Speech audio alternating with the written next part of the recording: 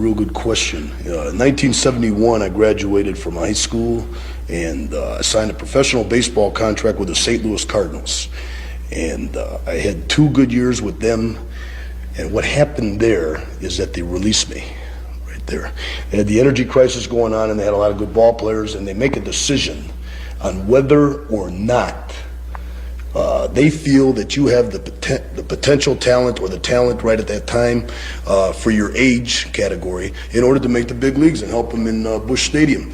And a bunch of the directors must have got together and they said, the Macho Man ain't doing it right now.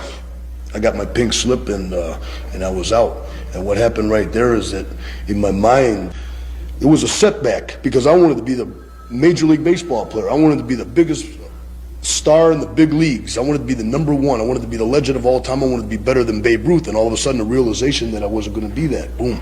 But what I did is I hooked down with the Cincinnati Reds, and I played a year and a half with them, and then went to Chicago White Sox, where I became the first player ever to be ambidextrous in ways that I could switch hit and switch throw. I could hit and throw with both hands. And nobody's done that since Paul Richards back for the old Baltimore Orioles. And that gave me real, lots of write-ups. Macho Man throws with both arms, man, comes in, oh man, it's real big. In 1975, the spring of 1975, playing with the White Sox, I came in my locker one day to put my uniform on and go out in the field and hit baseballs like I want to do. And my uniform wasn't in my locker. It was not in my locker. And I said, where's my uniform?